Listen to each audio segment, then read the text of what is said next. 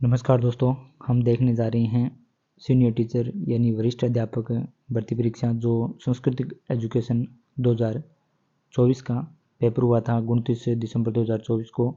उसकी final answer की जो है वो 30 अक्टूबर को आ गई है। उसके अनुसार हम पेपर को देखेंगे 30 अक्टूबर की फाइनल आंसर की के अनुसार। तो चलिए शुरू करते हैं। पहला प्रश्न है कि कौन सा महाद्वीप विश्व क्षेत्र का प्रतिशत में सम्मिलित नहीं है। यहाँ पर नहीं का पूछा है, तो यहाँ अंटार्कटिका जो है वो 8.13 सही है, दक्षिणी अमेरिका 11.97 सही है और अफ्रीका जो है 20.39 सही है। लेकिन यूरोप जो है यहाँ पर सही नहीं दिया, जो महाद्वीप और विश्व क्षेत्र का प्रतिशत यहाँ पर पूछा था। अगला प्रश्न है वीरनार, वरलक्ष्मी और जो शंकर 4 हैं किस फसल की किस्म है, नस्लें हैं यहाँ पर पूछा है। तो ये कपास की है। वीरनार, वरलक्ष्मी और शंकर जो 4 हैं ये किस फसल की किस्में हैं, तो ये कपास की हैं। अगला प्रश्न है सालर वन निम्नलिखित में से किस जिलों में मिलते हैं। तो यहाँ पर जिलों का पूछा है, कौन से जिलों में सालर वन पाए जाते हैं। तो अलवर, चित्तौड़गढ़ और उदयपुर में सालर वन पाए जाते हैं। अगला प्रश्न है सहरिया जनजाति किस क्षेत्र में केंद्रित है। क्षेत्र का पूछा है यहाँ पर सहरिया जनजाति का। तो बारां जिले के शाहबाद और किशनगंज तहसील में जो सहरिया जनजाति हैं वो केंद्रित हैं, बारां जिले के शाहबाद और किशनगंज तहसील में।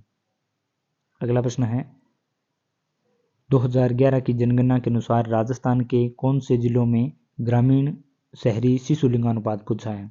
तो यहाँ 0 से 6 वर्ष का जो ग्रामीण और शहरी लिंगानुपात जो है, शिशु लिंगानुपात यहाँ पर पूछा है। तो बांसवाड़ा में ग्रामीण और नागौर में शहरी जो शिशु लिंगानुपात है वो सर्वाधिक पूछा है यहाँ पर, ग्रामीण और शहरी। तो ग्रामीण में बांसवाड़ा और शहरी में नागौर जो है वो शिशु लिंगानुपात जो है वो सर्वाधिक है। अगला प्रश्न यहाँ पर संयुक्त राष्ट्र संघ का जो 29वां जलवायु परिवर्तन सम्मेलन है उसका आयोजन कहाँ पर हुआ था। तो बाकू में हुआ था। ये संयुक्त राष्ट्र संघ का 29वां जलवायु परिवर्तन सम्मेलन पूछा है यहाँ पर कहाँ आयोजित हुआ, बाकू में हुआ। अगला प्रश्न है रिको ने किस स्थान पर जापानी औद्योगिक क्षेत्र विकसित किया है। तो निमराना में जो है वो रिको द्वारा जापानी औद्योगिक क्षेत्र विकसित किया गया, निमराना। अगला प्रश्न है निम्नलिखित में कौन सा सर्वोच्च पर्वत शिखर है। तो यहाँ पर खो जो है इनमें सर्वोच्च पर्वत शिखर जो ऑप्शन दिए हैं उनमें रोजा बाकर में, डोरा पर्वत में और सायरा में खो जो है वो सर्वोच्च पर्वत शिखर दिया है। अगला प्रश्न है विश्व प्रवास रिपोर्ट 2024 के अनुसार वैश्विक स्तर पर अंतर्राष्ट्रीय प्रवासियों के लिए मुख्य गंतव्य कौन सा देश है। तो यहाँ पर जो वैश्विक स्तर पर जो अंतर्राष्ट्रीय प्रवासियों के लिए जो अमेरिका है वो मुख्य गंतव्य देश माना है यहाँ पर अमेरिका, जो विश्व प्रवास रिपोर्ट 2024 के अनुसार अमेरिका। अगला प्रश्न है निम्नलिखित कथनों पर विचार करना है। तो यहाँ पर कथन दोनों से दिए गए हैं कि राजस्थान के बाड़मेर जिले में भेड़ों की संख्या राज्य में सबसे अधिक है। भेड़ जो सबसे ज़्यादा पाई जाती है वो बाड़मेर जिले में पाई जाती है। दूसरा यहाँ पर सुरती राजस्थान में पाई जाने वाली भैंस की नस्ल है। तो ये दोनों ही चाहिए है कि सर्वाधिक भेड़ें बाड़मेर में और सुरती भैंस की नस्ल है, दोनों ही कथन सही हैं। अगला प्रश्न है भारत के निम्नलिखित में से किस प्रकार के वन में पार्कलैंड जैसी दृश्य भूमि मिलती है। तो वन बताना है जिसमें पार्कलैंड जैसी दृश्य भूमि मिलती है। तो शुष्क उष्णकटिबंधीय पर्णपाती और कांटेदार जो वन है उनमें पार्कलैंड जैसी दृश्य भूमि मिलती है। अगला प्रश्न है नदी और स्रोत का सुमेलित नहीं है बताना है। तो यहाँ पर सोन जो है, सोन अमरकटक पठार से, कावेरी जो है वो ब्रह्मगिरी पहाड़ियों से और कृष्णा जो है वो पश्चिमी घाट से निकलती हैं। तो यहाँ पर दामोदर जो है वो बुंदेलखंड जो पठार है ये सही नहीं दिया गया यहाँ सुमेलित में, और सभी यहाँ पर सुमेलित दिए गए हैं। अगला प्रश्न है यहाँ पर सही उत्तर का चयन करना है। तो यहाँ जो है वो तीनों ही कथन सही दिए गए हैं। तीनों कथन कौन से हैं, लूनी नदी जो तंत्र का अधिकांश अपवाद क्षेत्र राजस्थान में है, लूनी नदी का पूछा है यहाँ पर। अब अधिकांश जो उपवाद क्षेत्र है वो राजस्थान में है। खारी नदी बनास नदी की सहायक नदी है। खारी जो नदी है वो बनास की सहायक नदी है, ये भी सही है। बनास नदी खमनोर की पहाड़ियों से निकलती है। बनास नदी भी जो है वो खमनोर की पहाड़ियों से निकलती है, यह भी सही है। और लूणी अधिकांश प्रवाह क्षेत्र राजस्थान में है। खारी जो है वो बनास नदी की सहायक नदी है और बनास खमनोर पहाड़ियों से निकलती है। तीनों ही कथन सही हैं। अगला है कांगड़ा और कुल्लू घाटियाँ। यहाँ पर जो कांगड़ा और जो कुल्लू घाटियाँ किस हिमालय, यहाँ पर हिमालय पर्वत में स्थित हैं, कांगड़ा और कुल्लू घाटियाँ। तो यहाँ पर मध्य और लघु हिमालय में जो है कांगड़ा और कुल्लू घाटियाँ ये मध्य या लघु हिमालय में हैं। अगला प्रश्न है, इसमें पर्यटन केंद्र और स्थान बताना है और सुमेलित नहीं है वाला उत्तर बताना है। तो यहाँ पर जसवंतड़ा जो है वो जोधपुर में है, स्वर्णकोटी टोंक में है और रानी जी की बावड़ी जो है वो बूंदी में है। लेकिन यहाँ मेहरानगढ़ जो है वो गलत दिया हुआ है, मेहरानगढ़ जोधपुर में। अगला प्रश्न है, राजस्थान के निम्नलिखित में से किस जिले में स्टेपी जलवायु परिस्थितियां नहीं पाई जाती। यहाँ नहीं का प्रश्न पूछा है कि स्टेपी जलवायु जो परिस्थितियां हैं वो नहीं पाई जाती। तो पाली में, जोधपुर में और जालौर में यहाँ पर स्टेपी जलवायु पाई जाती है, लेकिन जयपुर में नहीं पाई जाती। अगला प्रश्न है, निम्नलिखित में कौन सा कथन सही है बताना है। यहाँ पर कथन दिए गए हैं, इनमें जो ए और बी जो हैं, ए और बी यहाँ पर कथन सही दिए गए हैं। कौन से कथन हैं ए और बी? कि दक्षिणी गोलार्ध में उत्तर जो पश्चिमी पछुआ पवनें चलती हैं। दक्षिणी गोलार्ध में उत्तर पश्चिमी पछुआ पवनें चलती हैं। पछुआ पवनें जो हैं वो दक्षिणी गोलार्ध में उत्तर पश्चिमी पछुआ पवनें चलती हैं। सभी जो भूमंडलीय पवनों में जो व्यापारिक पवनें सबसे नियमित रूप से चलती हैं। सभी भूमंडलीय पवनों में व्यापारिक जो पवनें हैं वो नियमित रूप से चलती हैं। ये दोनों कथन सही बताए हैं।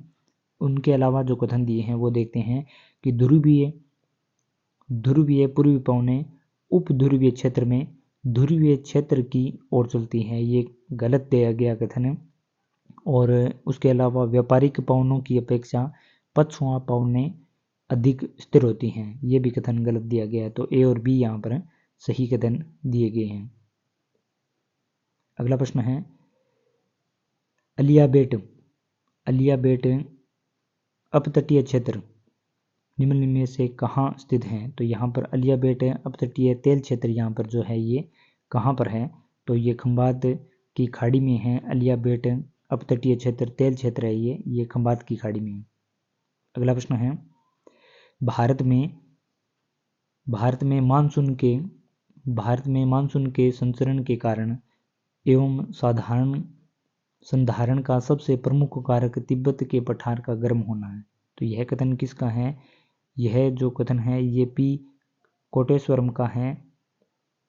भारत में मानसून के संचरण के कारण एवं संधारण का सबसे प्रमुख कारण तिब्बत के पठार का गर्म होना, ये कथन जो है ये पी कोटेश्वरम का है।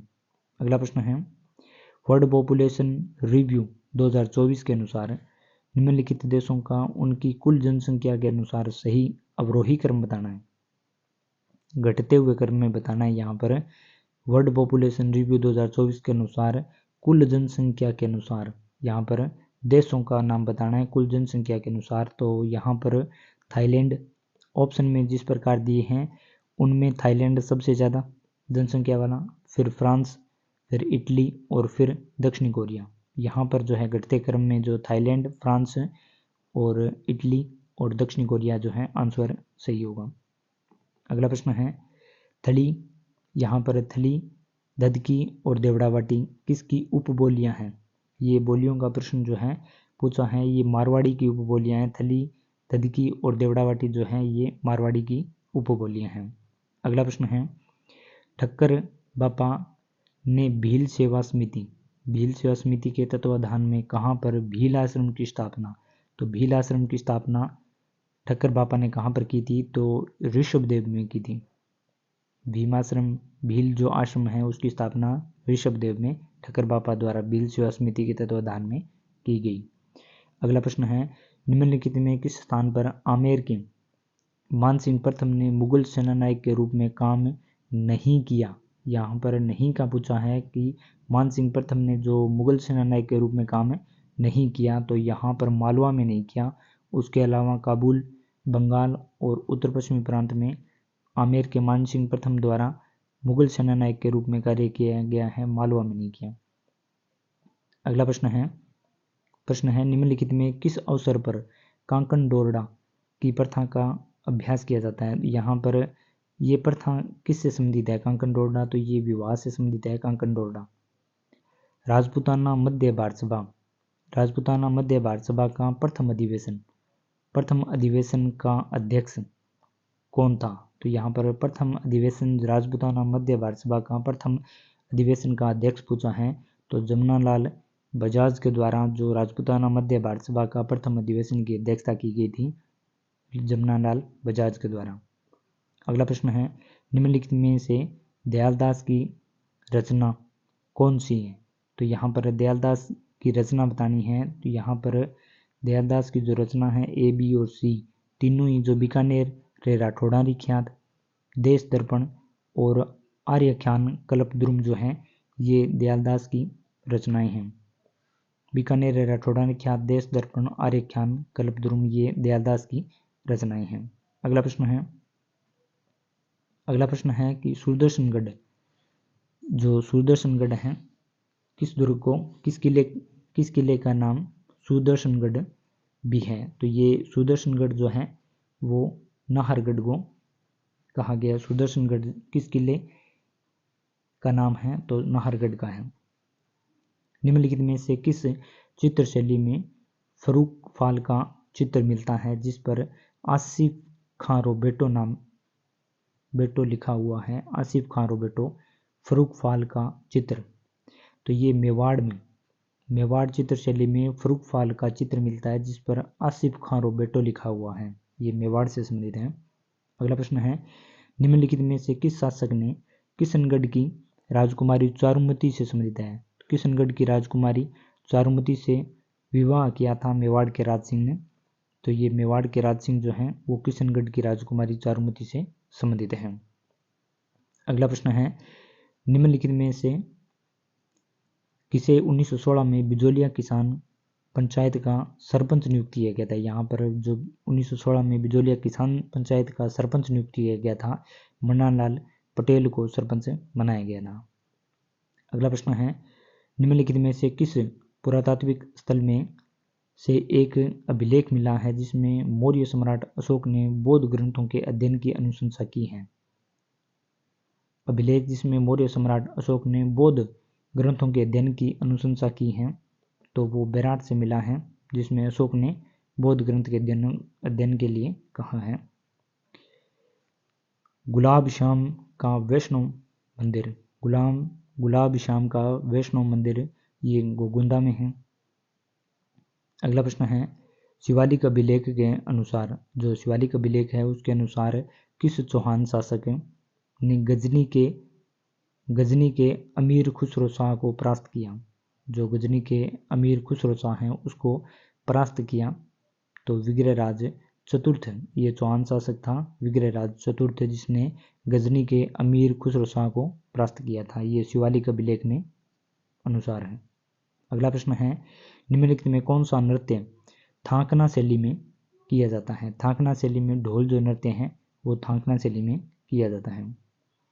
फैजल अली खान जिसने 1857 की क्रांति के दौरान मुगल बादशाह के पुत्र को सैन्य सहायता प्रदान की थी, मुगल बादशाह के पुत्र को सैन्य सहायता प्रदान की थी, वो डूडलो ठिकाने से थे। फैजल अली खान जिसने 1857 क्रांति के दौरान मुगल बादशाह के पुत्र को सैन्य सहायता जो प्रदान की थी, ये डूडलो ठिकाने से थे फैजल अली खान जिसने मुगल बादशाह के पुत्र को सैन्य सहायता प्रदान की थी 1857 की क्रांति के दौरान। अगला प्रश्न है महाराणा प्रताप के गठबंधन में शामिल ताज खां निम्न में से कहाँ के शासक थे।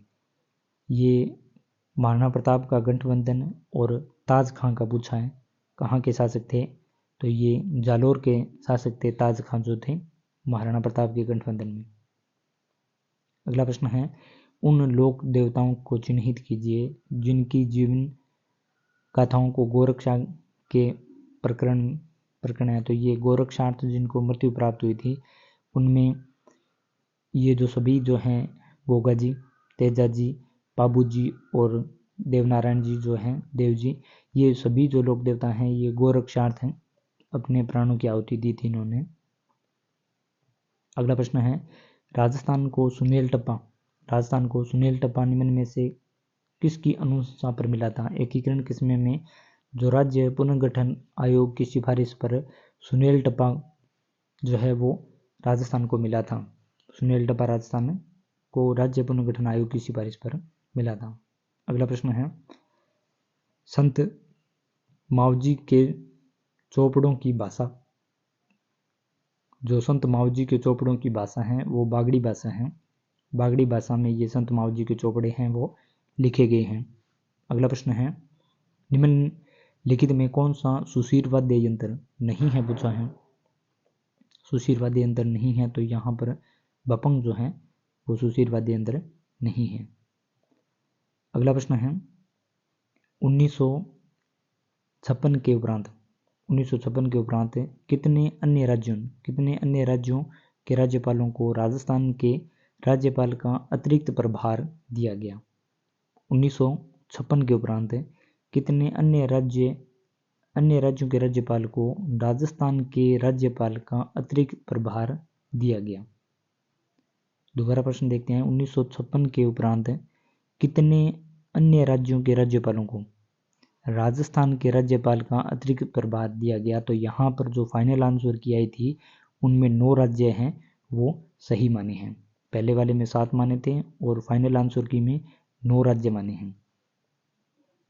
अगला प्रश्न है, राज्य नीति निर्देशक तत्वों के संबंध में सूची 1 और सूची 2 में मिलान करना है। तो यहाँ पर सूची 1 है कि निर्धन को निःशुल्क कानूनी सहायता, ये किस संविधान संशोधन से संबंधित है? तो ये 42वें संविधान संशोधन से संबंधित है, निर्धन को निःशुल्क कानूनी सहायता। दूसरा है, आय असमानता को न्यूनतम करना, ये किस संविधान संशोधन से संबंधित है? ये 44वें संविधान संशोधन से संबंधित है। सहकारी संघों का स्वैच्छिक निर्माण, ये जो है ये है 97वें संविधान संशोधन से संबंधित है। और प्रारंभिक बाल्यावस्था देखभाल जो है वो 86वां संविधान संशोधन से संबंधित है। अगला प्रश्न है, निम्न में से कौन से नेताओं के समूह 3 से अधिक बार राजस्थान के मुख्यमंत्री रहे हैं? यहाँ पर समूह बताना है जो राजस्थान के 3 से अधिक बार जो मुख्यमंत्री रह चुके हैं। तो यहाँ भैरों सिंह शेखावत, हरिदेव जोशी और मोहनलाल सुखाड़िया जो हैं वो राजस्थान में 3 से अधिक बार जो है वो मुख्यमंत्री रह चुके हैं। अगला प्रश्न है, समिट ऑफ द फ्यूचर क्या है? समिट ऑफ द फ्यूचर जो है वो क्या है? तो संयुक्त राष्ट्र संघ सम्मेलन है ये समिट ऑफ द फ्यूचर। अगला प्रश्न है, किस ब्रिटिश प्रस्ताव में पहली बार यह प्रस्तावित किया गया कि वायसराय की कार्यकारिणी परिषद में गवर्नर जनरल एवं कमांड इन चीफ के अलावा मुख्य रूप से भारतीय सदस्य भी होंगे? ये जो वायसराय की कार्यकारी परिषद में भारतीयों को शामिल किया गया था, ये प्रस्तावित किसने किया था? तो ये किया था वेवेल योजना के अनुसार। वेवेल योजना के अनुसार ब्रिटिश प्रस्ताव में पहली बार प्रस्तावित किया गया कि वायसराय की कार्यकारिणी परिषद में गवर्नर जनरल एवं कमांड इन चीफ के अलावा भारतीय भी शामिल होंगे, ये वेवेल योजना में कहा गया था। अगला प्रश्न है, सरकार द्वारा 3 कटिया व्यवस्था में जांच के संदर्भ में बनाए गए जांच आयोग में किसको सदस्य बनाया गया था? तो ये महात्मा गांधी जो हैं ये 3 कटिया व्यवस्था में जांच के संदर्भ में बनाए गए जांच आयोग में किसको सदस्य बनाया गया था? तो महात्मा गांधी को बनाया गया था। 3 कटिया व्यवस्था में जांच आयोग के सदस्य बनाए गए थे महात्मा गांधी। अगला प्रश्न है, राजस्थान विधानसभा में पेश किए गए निजी सदस्य विधेयकों के संबंध में कौन सा कथन गलत है बताना है। यहाँ पर गलत कथन बताना है, तो यहाँ पर गलत कथन जो है वो तीसरा दिया गया है। उसके अलावा सही कथनों को देखें तो यहाँ पर राजस्थान की जो तीसरी विधानसभा में सबसे अधिक संख्या में निजी सदस्य विधेयक पेश किए गए। तीसरी विधानसभा में निजी सदस्य विधेयक जो हैं वो सबसे अधिक पेश किए गए। दूसरा यहाँ पर एक राजस्थान सामाजिक शिक्षा बोर्ड विधेयक 1958 राजस्थान विधानसभा द्वारा पारित निजी सदस्य विधेयकों में से एक है। उसके अलावा यहाँ पर 13वीं से 15वीं विधानसभा में कोई भी निजी सदस्य विधेयक पेश नहीं किए गए। ये तीनों कथन जो हैं ये सही दिए हैं। उसके अलावा यहाँ पर सही नहीं दिया गया वो है कि राजस्थान विधानसभा ने अपने विधायी कामकाज के इतिहास में केवल एक निजी सदस्य विधेयक पारित होते देखा है। ये जो कथन है वो गलत दिया गया है। अगला प्रश्न है 2024 में आयोजित सामान्य चुनाव में राजनीतिक दलों द्वारा जीती गई लोकसभा सीटों से संबंधित सूची 1 और मिलान करना है। ये सूची 2 का।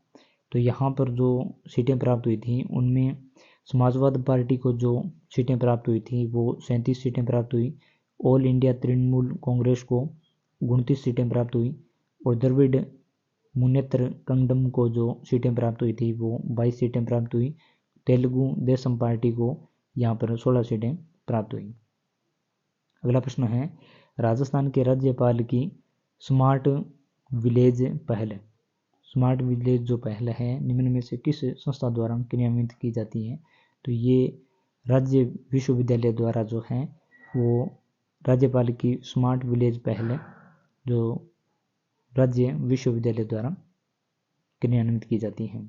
अगला प्रश्न है राजस्थान के मुख्यमंत्री राहत कोष से निम्नलिखित में से किस क्षेत्र के लिए सहायता स्वीकृत नहीं की जाती है। तो विशेष रूप से महिला को लगी गंभीर चोटों के पीड़ितों के उपचार सहायता के लिए जो मुख्यमंत्री राहत कोष से ये सहायता स्वीकृत नहीं की जाती है। नहीं का पूछा है तो यहाँ पर उसके अलावा यदि देखें मुख्यमंत्री राहत कोष में सहायता स्वीकृत की जाती है तो यदि आकस्मिक दुर्घटना के कारण हानि या मृत्यु से पीड़ित गरीबों को सहायता दी जाती है। प्राकृतिक आपदा से प्रभावित लोगों को सहायता दी जाती है।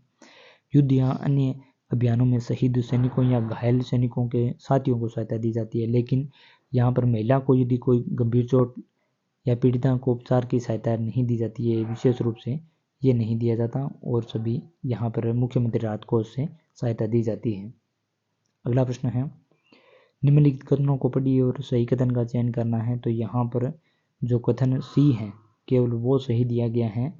यहाँ पर सही कथन का चयन करना है। तो यहाँ पर कथन सी जो है कि राजस्थान राज्य मानवाधिकार आयोग के विनियम 2001 से प्रभावी हुए। यहाँ पर 2001 से ये जो है ये प्रभावी हुए, ये कथन सही दिया गया है। उसके अलावा जो कथन दिए गए हैं कि राजस्थान राज्य मानवाधिकार आयोग अगस्त 2002 से क्रियान्वित हुआ, ये गलत दिया गया है। वर्तमान में श्री अशोक कुमार गुप्ता राजस्थान के राज्य मानवाधिकार आयोग के एकमात्र सदस्य हैं, ये भी कथन गलत दिया गया है। अगला प्रश्न है कि संयुक्त राष्ट्र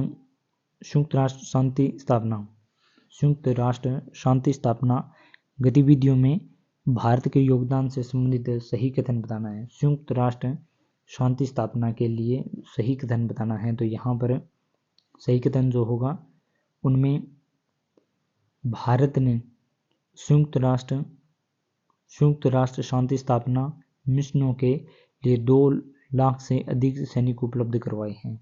यहाँ पर फाइनल आंसर की में ये जो है आंसर सही माना है। उससे पहले जो माना था ये माना था कि संयुक्त राष्ट्र शांति सैनिकों के खिलाफ अपराधों के लिए जवाबदेही UNSC संकल्प 257.1 के अनुसार शुरू की गई थी। लेकिन फाइनल आंसर की में आंसर माना भारत ने संयुक्त राष्ट्र शांति स्थापना मिशनों के लिए 2 लाख से अधिक सैनिक उपलब्ध करवाए। ये संयुक्त राष्ट्र शांति स्थापना से गतिविधियों में भारत के योगदान से सही कथन होगा। अगला प्रश्न है निम्नलिखित में किस मूल अधिकार का दावा केवल नागरिकों द्वारा किया जा सकता है। तो यहाँ पर भाषण एवं अभिव्यक्ति की स्वतंत्रता जो है अनुच्छेद 29, ये मूल अधिकार का दावा केवल नागरिकों का नाम आया है यहाँ पर, तो भाषण और अभिव्यक्ति की स्वतंत्रता अनुच्छेद 19। अगला प्रश्न है, निम्न में कौन सा पंचशील का सिद्धांत नहीं है?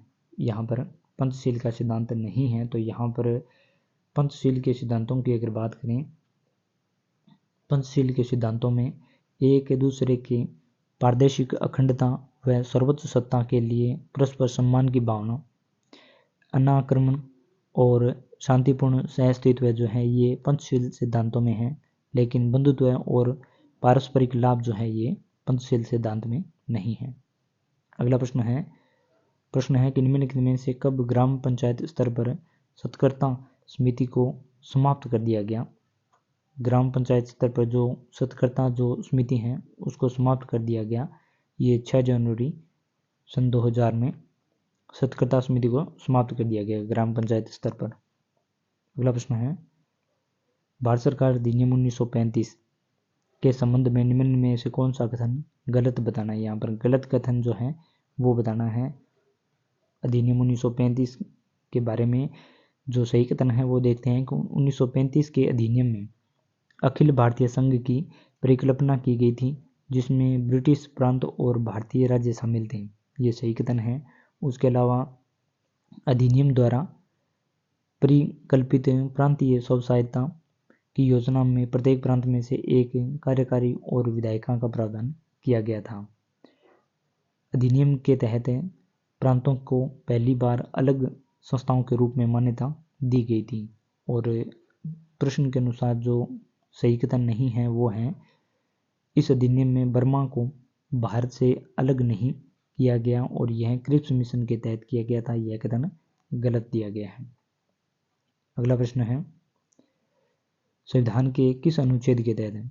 संविधान के किस अनुच्छेद के तहत है राजस्थान सरकार के अधीन सेवारत व्यक्ति को प्रभावित करने वाले अनुशासनात्मक मामलों पर अनिवार्य परामर्श का प्रावधान है? तो अनुच्छेद 320(3) के तहत है राजस्थान सरकार के अधीन सेवारत जो व्यक्ति हैं को प्रभावित करने वाले अनुशासनात्मक मामलों में अनिवार्य परामर्श का प्रावधान अनुच्छेद 320(3) में दिया गया है। अगला प्रश्न है, राजस्थान विधानसभा में यदि किसी सदस्य को किसी मंत्री का ध्यान अति आवश्यक सार्वजनिक महत्व के मामले की ओर आकर्षित करना हो तो उसकी लिखित सूचना देनी होगी। राजस्थान विधानसभा में यदि किसी सदस्य को किसी मंत्री का ध्यान अति आवश्यक सार्वजनिक मामलों के लिए ध्यान आकर्षित करना हो तो उसकी लिखित सूचना प्रमुख सचिव को देनी होगी। अगला प्रश्न है, भारत के वह राष्ट्रपति कौन थे जिनके कार्यकाल में विशेष रूप से एक विशेष कैलेंडर वर्ष के तहत स्वतंत्रता के बाद सबसे अधिक रिकॉर्ड संख्या में अध्यादेश जारी किए गए थे? जो सर्वाधिक अध्यादेश जारी किए गए थे वो राष्ट्रपति पूछा है यहाँ पर, तो वो राष्ट्रपति थे स्वतंत्रता के बाद पूछे हैं डॉक्टर शंकर दयाल शर्मा जो हैं, उनके कार्यकाल में एक विशेष कैलेंडर वर्ष के तहत स्वतंत्रता के बाद सबसे अधिक रिकॉर्ड संख्या में अध्यादेश बनाए गए। अगला प्रश्न है, राजस्थान विधानसभा के बारे में निम्नलिखित कथन पढ़िए और नीचे दिए कूट का सही कथन बताना है। तो यहाँ पर सही कथन जो है वो तीनों कथन जो हैं वो सही दिए गए हैं कि 1952 में राजस्थान विधानसभा में 160 सदस्य थे। जो प्रथम विधानसभा थी 1952 में उसमें 160 सदस्य थे और विधानसभा की प्रक्रिया और कार्य संचालन के नियमों को प्रथम बार 1956 में बनाया गया था। राजस्थान विधानसभा की 22 स्थायी समितियां हैं, तो ये तीनों कथन जो हैं वो सत्य हैं। अगला प्रश्न है, राजस्थान के श्याम सुंदर हैं वो पेरिस पैरालंपिक 2024 की किस स्पर्धा में भाग लिया था? तो श्याम सुंदर जो हैं वो पेरिस पैरालंपिक में जो तीरंदाजी जो स्पर्धा है तीरंदाजी में भाग लिया था। पेरिस पैरालंपिक 2024 में नाम है श्याम सुंदर और स्पर्धा है तीरंदाजी। हरियाली तीज के अवसर पर हरियालो राजस्थान के तहत प्रदेश में आयोजित 75वें राज्य स्तरीय वन महोत्सव में एक ही दिन में सर्वाधिक पौधारोपण करने वाला 2 जिलों के नाम बताने हैं। तो यहाँ पर बीकानेर और जैसलमेर सर्वाधिक जो है वो पौधारोपण किया गया था हरियाली तीज के अवसर पर हरियालो राजस्थान 75वें राज्य स्तरीय वन महोत्सव में। अगला प्रश्न है, NTPC भैरासा सौर ऊर्जा परियोजना हाल ही में राजस्थान के निम्न में से किस जिले में चालू की गई? तो ये जैसलमेर में है। भैरासा सौर परियोजना जो है जैसलमेर में।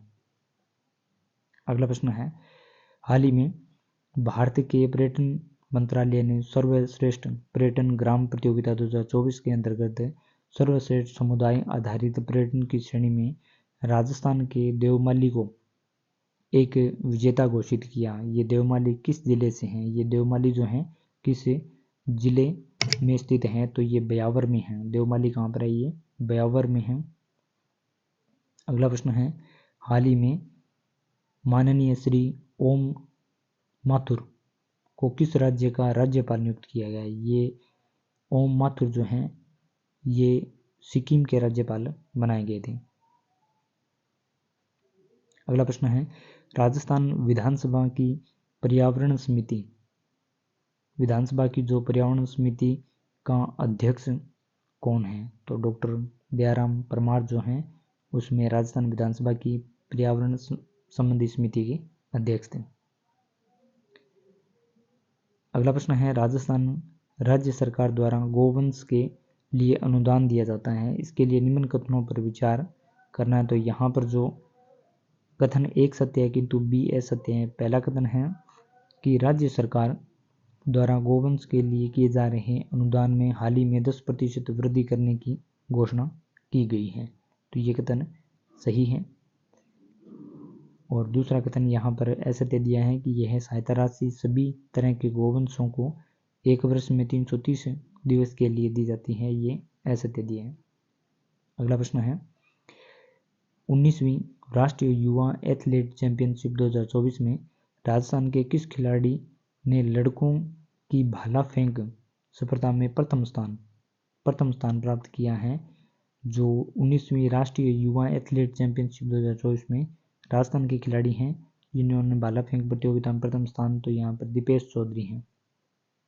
अगला प्रश्न है, 2024-25 के लिए राजस्थान की बजट घोषणा के अनुसार state of the art ultra fitness centre की स्थापना कहाँ की जाएगी? तो ये फिटनेस जो सेंटर है वो सवाईमाधोपुर स्टेडियम जयपुर में स्थापित की जाएगी।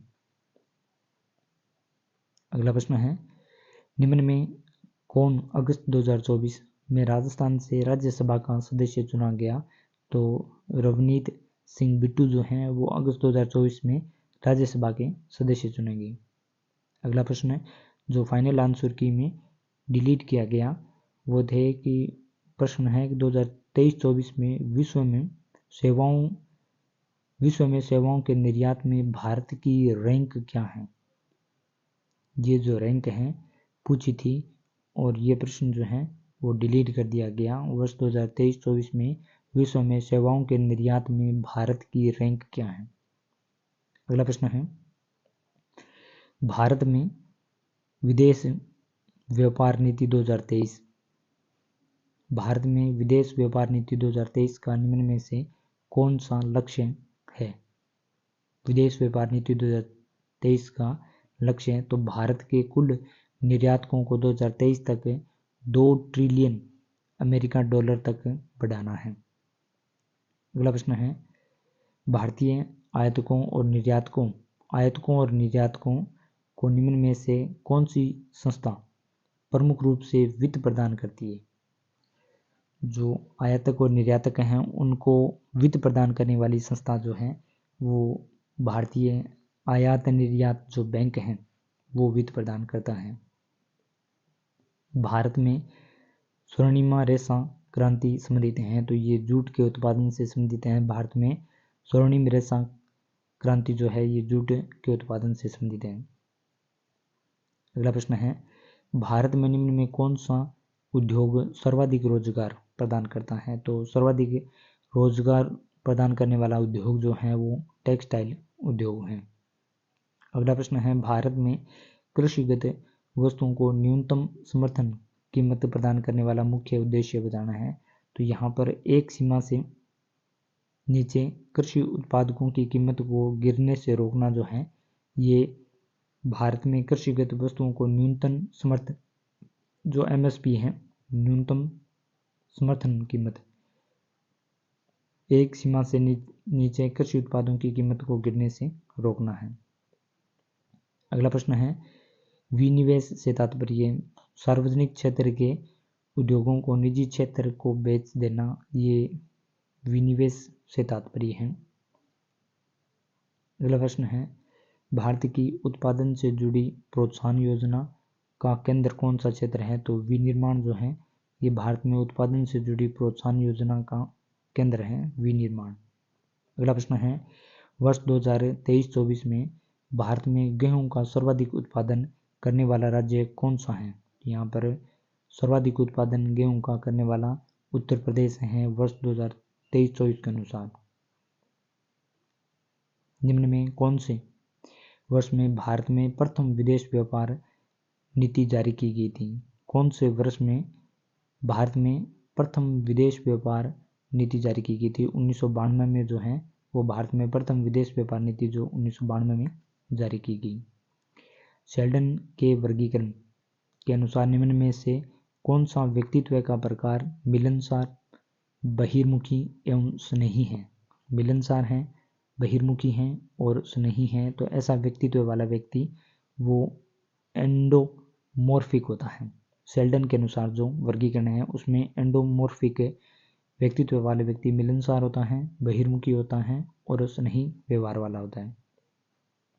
अगला, यहाँ पर कथन सही है, यहाँ पर सही बताना है, तो यहाँ पर सही है ए और सी कथन जो हैं वो सही दिए गए हैं कि प्याजे के अनुसार जो आत्म सात्मकरण है, जो आत्म सात्करण अनुकूलन की एक उप प्रक्रिया है। आत्म सात्करण जो है वो अनुकूलन की एक उप प्रक्रिया है। उसके अलावा ऑप्शन सी जो है व्यवहारों के संगठित पैटर्न को जिसे आसानी से दोहराया जा सके उसे स्कीम कहा जाता है। व्यवहारों के संगठित पैटर्न को जिसे आसानी से दोहराया जा सके उसे स्कीम कहा जाता है। ये दोनों कथन सही हैं। और यहाँ पर कथन सही नहीं है वो है कि किसी वस्तु के बारे में वस्तुनिष्ठ या स्वाभाविक ढंग से सोचने की क्षमता संरक्षण कहलाती है। ये जो है ये गलत दिया है। अगला प्रश्न है किसी ने के सकारात्मक हस्तांतरण को अधिकतम करने के लिए शिक्षक को क्या करना होगा? ये शिक्षक के कर्तव्यों में से हैं कि सकारात्मक हस्तांतरण को अधिकतम करने के लिए शिक्षक का कार्य यहाँ पर क्या होगा?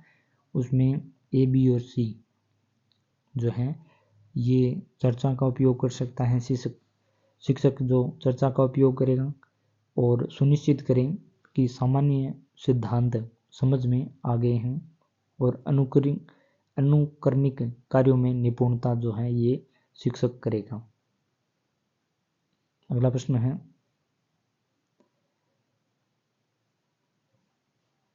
ब्रूक्स एवं ब्रूक्स के अनुसार निम्नलिखित में कौन सा रचनावादी शिक्षक का लक्षण नहीं है? बताना है। रचनावादी शिक्षक के लक्षण नहीं है, तो यहाँ पर रचनावादी जो शिक्षक के लक्षणों की अगर बात करें तो यहाँ शिक्षणार्थियों को ऐसे अनुभव में संलग्न करे जो विरोधाभास दर्शाते हों। दूसरा, शिक्षणार्थियों की स्वायत्तता को प्रोत्साहित करें और स्वीकार करें, जो प्रोत्साहित करें और स्वीकार करें। उसके अलावा अनुप्रयोग और प्रदर्शन के माध्यम से शिक्षणार्थी की समझ का आकलन करें। और यहाँ पर रचनावादी शिक्षक के लक्षण नहीं है कि बंद प्रश्न पूछकर विद्यार्थी की परीक्षा को प्रोत्साहित करें। ये जो है वो रचनावादी शिक्षक का लक्षण नहीं है। अगला प्रश्न है निम्नलिखित में कौन सा उपलब्धि अभिप्रेरणा का एक घटक नहीं है, जैसा कि डेविड आशुबेल द्वारा प्रत्याशित किया गया है? तो यहाँ पर उपलब्धि अभिप्रेरणा के घटक की अगर बात करें तो संज्ञानात्मक आग्रह, आत्म संवर्धन और संबंधन, ये जो हैं ये अब उपलब्धि अभिप्रेरणा के घटक हैं। और प्यार और अपनापन जो है ये डेविड आशुबेल के अनुसार ये जो है अभिप्रेरणा का घटक नहीं है। अगला प्रश्न है, बाकरमेंदी द्वारा निर्मित सृजनात्मकता के शाब्दिक उपपरीक्षण में निम्नलिखित में कौन से परीक्षण सम्मिलित हैं? तो यहाँ पर ए, सी और डी। यहाँ पर नवीन संबंध परीक्षण और परिणाम परीक्षण और अप्रचलित उपयोग परीक्षण जो हैं ये बाकरमेंदी द्वारा सृजनात्मकता के शाब्दिक उपपरीक्षण में सम्मिलित हैं। अगला प्रश्न है, निम्नलिखित में कौन सा विकल्प अभिवृत्ति का एक घटक नहीं है? यहाँ पर अभिवृत्ति का घटक नहीं है तो अभिवृत्ति के घटकों में भावात्मक घटक, संज्ञानात्मक घटक और व्यवहारात्मक घटक ये अभिवृत्ति का घटक है, लेकिन लंबात्मक घटक नहीं होगा। अगला प्रश्न है, निम्नलिखित में कौन सी प्रतिभाशाली विद्यार्थियों की एक विशेषता नहीं है? तो यहाँ पर प्रतिभाशाली विद्यार्थियों की अगर विशेषताओं की बात करें तो वो जागरूक, सूक्ष्म और अवलोकन वाले, शीघ्र प्रत्युत्तर देने वाले होते हैं। जो प्रतिभाशाली विद्यार्थी हैं वो द्रुत गति से एवं सरलता से सीखते हैं, कठिन मानसिक कार्यों को भी कर लेते हैं प्रतिभाशाली विद्यार्थी। और जो प्रतिभाशाली विद्यार्थी की विशेषता नहीं है कि सीमित मात्रा में प्रश्न पूछते हैं यद्यपि व्यापक रुचि क्षेत्र होता है, ये नहीं है और सभी जो हैं प्रतिभाशाली विद्यार्थियों की विशेषता है। अगला प्रश्न है, जब कोई बालक अपनी लापरवाही के कारण स्कूल देर से पहुंचता है तो वह खुद को दोषी मानने के बजाय रास्ते में पड़ने वाली भीड़ को दोषी मानता है, तो इस प्रकार का समायोजन तंत्र जो है उसे कहते हैं। तो वो क्या कर रहा है बच्चा? औचित्य स्थापन कर रहा है। वो स्कूल देर पहुंचने का कारण खुद को न बताकर रास्ते में पड़ने वाली भीड़ को बताता है, वो औचित्य स्थापन कर रहा है। अगला प्रश्न है कि निम्नलिखित में से शिक्षा मनोविज्ञान का वह कौन सा क्षेत्र सामाजिक प्रक्रिया के अंतर्गत वर्गीकृत नहीं है? शिक्षा मनोविज्ञान का जो क्षेत्र सामाजिक प्रक्रिया में, इसमें खेल आता है, अनुकरण आता है, पाठ्य सहगामी क्रियाएं आती हैं, लेकिन आत्म भाव नहीं आता है। अगला प्रश्न है, एक नियम जो इस बात पर बल देता है यदि अनुक्रिया उत्पन्न होने पर प्रबलन प्राप्त होता है तो उद्दीपक अनुक्रिया संबंध दृढ़ होते हैं, और यदि अनुक्रिया उत्पन्न होने पर प्रबलन नहीं प्राप्त होता तो कमजोर होते हैं। ये क्या कहलाता है? ये प्रभाव का नियम है। वो कहता है कि अनुक्रिया होगी और प्रबलन प्राप्त होगा तो उद्दीपक अनुक्रिया जो संबंध है वो दृढ़ होते हैं। ये बात प्रभाव का नियम कहता है। सचिन विद्यालय की संपत्ति को नुकसान पहुंचाता है और धमकाने पर मजाक उड़ाने के कृत्य में भी शामिल है। उसके इस कृत्य को किस प्रकार से अपराधी कृत्य के अंतर्गत वर्गीकृत किया जाएगा? तो वो धमकाने और मजाक उड़ाने के कृत्य में भी शामिल है, तो वो आक्रामक प्रवृत्ति का बालक है। संपत्ति को नुकसान पहुंचा रहा है विद्यालय की, धमकाने और मजाक उड़ाने में भी शामिल है, तो वो आक्रामक प्रवृत्ति का बालक है। अपराधी कृत्यों में आएगा ये आक्रामक प्रवृत्ति। अगला प्रश्न है, किशोरावस्था के दौरान भावात्मक बढ़ने का निम्न में कौन सा कारण नहीं है? पूछा है यहाँ पर। किशोरावस्था में भावनात्मक बढ़ने का कारण नहीं है, तो यहाँ पर भावात्मक बढ़ने का कारण अगर देखें तो मित्रों एवं परिवार के सदस्यों के साथ द्वंद्व होना, सामाजिक अपेक्षाएं और व्यवसायिक समस्याएं, ये जो है ये भावनात्मक बढ़ने का कारण हो सकती हैं, लेकिन समान लिंग के सदस्यों के साथ समायोजन में कठिनाई जो है ये भावनात्मक बढ़ने का कारण नहीं है। अगला प्रश्न है, सूची 1 और 2 को यहाँ पर सम्मिलित करना है, जिसमें जो द्विकारक सिद्धांत हैं, द्विकारक सिद्धांत किसके द्वारा दिया गया है? द्विकारक सिद्धांत स्पीयरमैन के द्वारा दिया गया। बुद्धि के सोपानिक मॉडल ये किसके द्वारा दिया गया? ये वर्नोन के द्वारा बुद्धि का सोपानिक मॉडल दिया गया। बुद्धि का बहुकारक सिद्धांत जो है वो थॉर्नडाइक के द्वारा दिया गया, और बुद्धि का प्रतिमान की संरचना जो है वो गिलफोर्ड द्वारा दी गई है। अगला प्रश्न है, सूची 1 और 2 को सम्मिलित करना है यहाँ पर कि 16 व्यक्तित्व कारक जो 16 पीएफ हैं वो किससे संबंधित हैं? वो केटल से संबंधित हैं। आरबी केटल से 16 व्यक्तित्व कारक जो हैं 16 पीएफ हैं, ये आरबी केटल से संबंधित हैं। प्रासंगिक अंतर्बोध परीक्षण ये किससे संबंधित हैं? ये मार्गन और मूरे से संबंधित हैं। और बालकों का अंतर्बोध परीक्षण, बालकों का जो अंतर्बोध परीक्षण है वो किससे संबंधित हैं? वो लियोपोल्ड ब्लॉक से संबंधित हैं। और मिनीसोटा मल्टी फेजिज व्यक्तित्व सूची जो है वो जेसी मैकनीले और एसआर हेथवे के से संबंधित हैं। अगला प्रश्न है, रुचि गुप्त यानी अव्यक्त अवधान है। रुचि जो है वो गुप्त अवधान है और अवधान रुचि का एक क्रियात्मक रूप है। रुचि और अवधान के मध्य संबंध से संबंधित यह कथन दिया है। तो ये मैकडूगल ने कहा है कि रुचि जो गुप्त अवधान है और अवधान रुचि का एक क्रियात्मक रूप है, ये मैकडूगल के द्वारा कहा गया है। अगला प्रश्न है, निम्नलिखित में कौन सा जन्मजात प्रेरक नहीं है?